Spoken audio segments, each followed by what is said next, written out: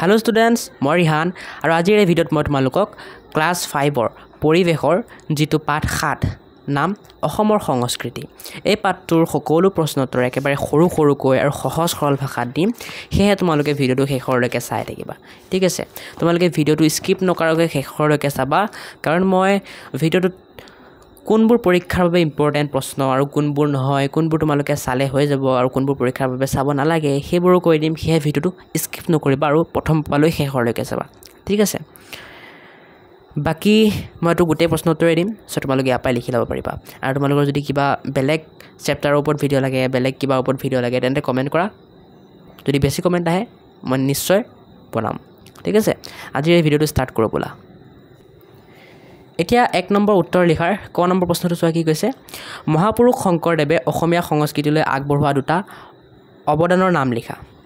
উত্তৰ লিখিবা মহাপুৰুষ শংকৰদেৱে অসমীয়া সংস্কৃতিলৈ আগবঢ়োৱা দুটা অৱদান হৈছে সত্ৰীয়া নৃত্য ভাওনা এতিয়া মই এইটো উত্তৰ দুটা লিখিছো চোৱা এটা এইটো আৰু এটা এইটো এটা যাক খৰুকে লাগে হিয়তে হালধীয়া কালাৰটো লিখিবা আৰু যাক ডাঙৰকে লাগে হিয়তে ডাইৰেক্ট এইটো লিখি দিবা ঠিক আছে সো খৰুটো মই পঢ়ি দিছো উত্তৰ সত্ৰীয়া নৃত্য ভাওনা মানে তোমালোকে অকল নাম দুটা লিখি দিলে হ'ল খ নম্বৰ চাৰিবিধ ডিঙিত পিন্ধা অসমীয়া গহনাৰ নাম লিখা উত্তৰ লিখিবা চাৰিবিধ ডিঙিত পিন্ধা অসমীয়া গহনাৰ নাম হৈছে গলপতা জোনবিৰি মাদলি সাতখৰি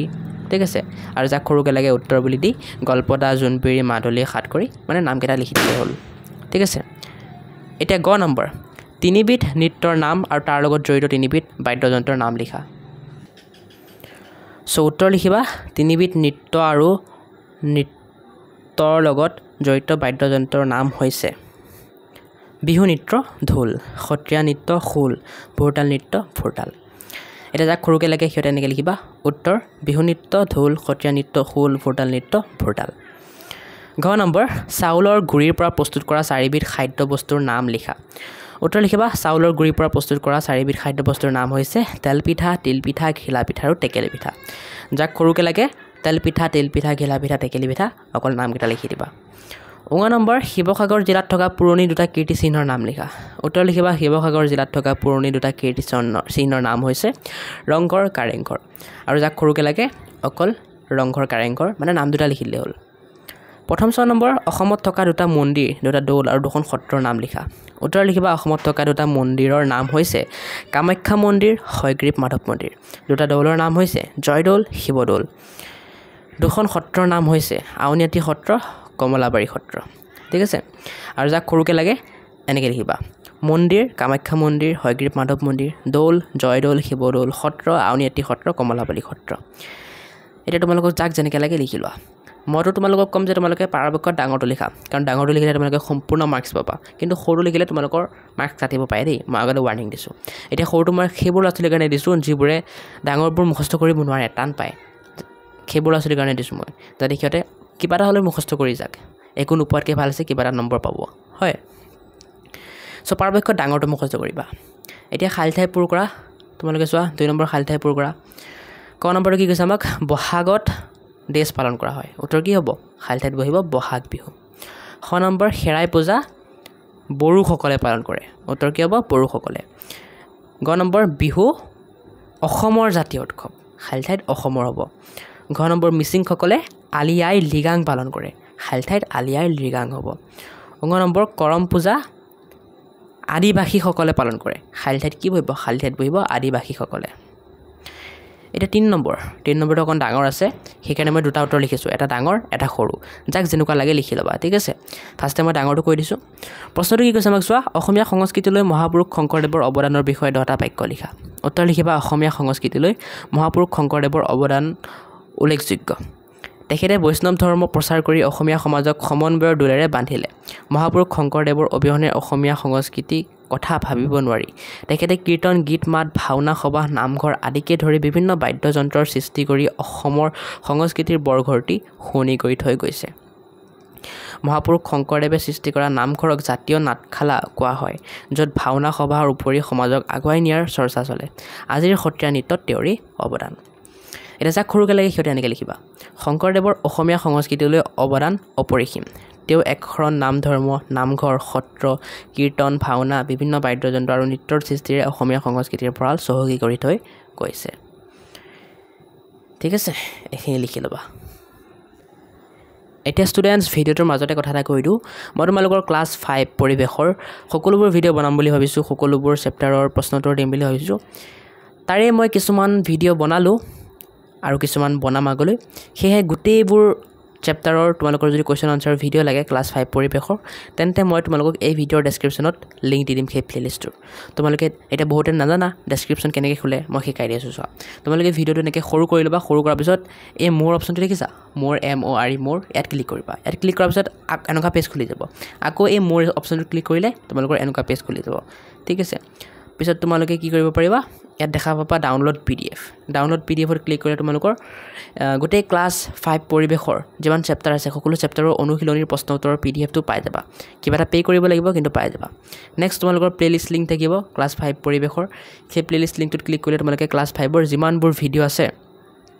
সকলো পাই যাবা ঠিক আছে আৰু মই ভৱিষ্যতে এপ এটা লঞ্চ কৰিম বুলি ভাবি আছোঁ পঢ়োৱাৰ কাৰণে আৰু সেই এপটো যদি লঞ্চ কৰোঁ মই ইয়াত লিংক দি দিম গৈ পেলাই ডাউনলোড কৰি ল'বা মোৰ হোৱাটছআপ আৰু ইনষ্টাগ্ৰাম চেনেলৰো লিংক থাকিব গৈ ফ'ল' কৰি দিবা বুলি আশা কৰিলোঁ ঠিক আছে এতিয়া আমি 4 নম্বৰ চমুটোকা লেখাখিনি চাওঁ আহা ক নম্বৰ কৈছে আমাক বিহু খ পুতলা নাচ গ অসমীয়া ভাষা ঘ সত্ৰীয়া নৃত্য আৰু ঙ উৎসৱ পাৰ্বণ গোটেইকেইটা উত্তৰ চাওঁ আহা ক নম্বৰ বিহু হৈছে অসমৰ জাতীয় উৎসৱ বিহু হৈছে কৃষিভিত্তিক উৎসৱ বিহু তিনিটা বহাগ মাহত বহাগ বা ৰঙালী বিহু মাঘ মাহত মাঘ বা ভোগালী বিহু আৰু কাতিত কঙালী বা কাতি বিহু পালন কৰা হয়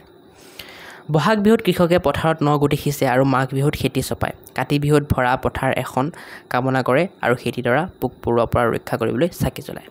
এতিয়া বহুতে ভাবি আছা এইটো ডাঙৰ ইমান ডাঙৰকৈ দিছোঁ হয় গতিকে মই তোমালোকৰ বাবে এটা ধুনীয়া মানে খবৰ আনিছোঁ সেই খবৰটো হ'ল তোমালোকে এই গোটেই চমুটোকাবোৰ মই ডাঙৰকৈও দি আছোঁ আকৌ এই হালধীয়া কালাৰবোৰ দেখিছা সৰুকৈও দি আছোঁ ঠিক আছে যাক ডাঙৰকৈ লাগে তোমালোকে কি কৰা তোমালোকে এই কালাৰ নকৰাবোৰ লিখি লোৱা ঠিক আছে মই তোমালোকক দেখাই দি আছোঁ এবাৰ যেনেকৈ ক নম্বৰ বিহুৰ কাৰণে তোমালোকে এইখিনিলৈকে লিখি লোৱা ভিডিঅ'টো প'ষ্ট কৰি যাক ডাঙৰকৈ লাগে ঠিক আছে পুতলা নাচৰ কাৰণে এইখিনি লিখি লোৱা ভিডিঅ'টো প'ষ্ট কৰি লিখি লোৱা মই পঢ়ি নিদিওঁ অসমীয়া ভাষাৰ কাৰণে এইখিনিলৈকে লিখি লোৱা হৈছে লোকে নেক্সট সত্ৰীয়া নৃত্যৰ কাৰণে এইখিনিলৈকে লিখি লোৱা উৎসৱ পাৰ্বণৰ কাৰণে এইখিনিলৈকে লিখি লোৱা এতিয়া যাক সৰুকৈ লাগে সিহঁতে উত্তৰবোৰ এনেকৈ লিখি ল'বা বিহু হৈছে অসমৰ জাতীয় কৃষিভিত্তিক উৎসৱ যি ৰঙালী ভোগালী আৰু কঙালী এই তিনিটা ৰূপে জাতি বৰ্ণ নিৰ্বিশেষে পালন কৰা হয় ঠিক আছে তেনেকৈ মই পুতলা নাচৰ বিষয়ে সৰুকৈ লিখি দিছোঁ চমুটোকাটো অসমীয়া ভাষা বিষয়েও লিখি দিছোঁ সত্ৰীয়া নৃত্য বিষয়ে সৰুকৈ লিখি দিছোঁ উৎসৱ পাৰ্বণৰ বিষয়েও সৰুকৈ লিখি দিছোঁ গতিকে যাক সৰুকৈ লাগে হালধীয়াখিনি লিখিবা আৰু যাক ডাঙৰকৈ লাগে কালাৰ নকৰাখিনি লিখিবা ঠিক আছে মই আৰু পঢ়ি দিয়া নাই তোমালোকে ভিডিঅ'টো প'ষ্ট কৰি লিখি ল'বা এতিয়া আমি 5 নম্বৰ চাওঁ ক অংশৰ লগত খ অংশ মিলোৱা উত্তৰবোৰ মই লিখি দিছোঁ তোমালোকে মিলাই ল'বা চোৱা তেজপুৰটো কাৰ লগত মিলিব তেজপুৰটো অগ্নিগড়ৰ লগত মিলিব চ' তোমালোকে এই তেজপুৰটো অগ্নিগড়ৰ লগত মিলাই ল'বা ঠিক আছে তেনেকৈ মই বাকীবোৰ কৈ দিছোঁ তোমালোকে মিলাই ল'বা কামৰূপটো পুৱামক্কাৰ লগত মিলিব গোৱালপাৰাটো সূৰ্য পাহাৰৰ লগত মিলিব ধুবুৰী টেক বাহাদুৰৰ গুৰুদ্বাৰৰ লগত মিলিব কাছাৰ ভুৱন পাহাৰ মন্দিৰৰ লগত মিলিব ঠিক আছে এতিয়া 6 নম্বৰটো দিছে তোমালোকক এখন শৰাইৰ ছবি আঁকা এতিয়া এইটো পৰীক্ষাত আহিব পাৰে নাহিব পাৰে কিন্তু মই দি দিছোঁ চোৱা এখন শৰাইৰ ছবি এইটো তোমালোকে চাই চাই লিখি ল'ব পাৰা এতিয়া তোমালোকৰ পৰীক্ষাৰ বাবে ইম্পৰ্টেণ্ট কি জানা পৰীক্ষাৰ বাবে ইম্পৰ্টেণ্ট হ'ল এই 1 নম্বৰ গোটেইখিনি পৰীক্ষাত আহিবই 2 নম্বৰ গোটেইখিনি পৰীক্ষাত আহিবই 3 নম্বৰটো তোমালোকৰ পৰীক্ষাত আহিব পাৰে নাহিব পাৰে ইমান ইম্পৰ্টেণ্ট নাই 4 নম্বৰটো পৰীক্ষাত আহিব পাৰে নাহিব পাৰে ইমান ইম্পৰ্টেণ্ট নাই 3 আৰু 4টো মানে বেছি ইম্পৰ্টেণ্ট নাই নাচালেও তোমালোকে চলি যাব কিন্তু 5 নম্বৰটো বহুত ইম্পৰ্টেণ্ট ঠিক আছে আৰু 6 নম্বৰটো ইম্পৰ্টেণ্ট নাই আহিব পাৰে নাহিব পাৰে বেছিভাগ চান্স আছে নাহা ঠিক আছে এতিয়া মানে মেইন ইম্পৰ্টেণ্ট কি তোমালোকে চাবই লাগিব 1 নম্বৰখিনি 2 নম্বৰখিনি 5 নম্বৰখিনি এইকেইটা বহুত ইম্পৰ্টেণ্ট আহিয়ে থাকে বাকী 3 4 6 এইকেইটা তোমালোকে চাব পৰা নাচাব পৰা পৰীক্ষাত আহিব পাৰে নাহিব পাৰে ইমান এটা ইম্পৰ্টেণ্ট নহয় ঠিক আছে চ' ষ্টুডেণ্টছ আজি ভিডিঅ'টো এইখিনিতে সামৰিম আৰু কাৰণ 6 নম্বৰলৈকে প্ৰশ্ন আছিল 6 নম্বৰলৈকে মই সলিউশ্যন দি দিলোঁ নেক্সট ভিডিঅ'ত মই তোমালোকক পাৰ্ট 8 দুৰ্যোগ আৰু আমি এই পাৰ্টটোৰ সকলো প্ৰশ্ন উত্তৰৰ সমাধান কৰি দিম তোমালোকক দি দিম গতিকে চেনেলটো ছাবস্ক্ৰাইব কৰি ৰাখিবা আৰু ভিডিঅ'টো লাইক কৰি দিবা ঠিক আছে আৰু এটা কমেণ্ট কৰি দিয়া কেনেকুৱা লাগিল তোমালোকৰ ভিডিঅ'টো বাকী লগ পাইছোঁ বেলেগটো ভিডিঅ'ত আজিলৈ বাই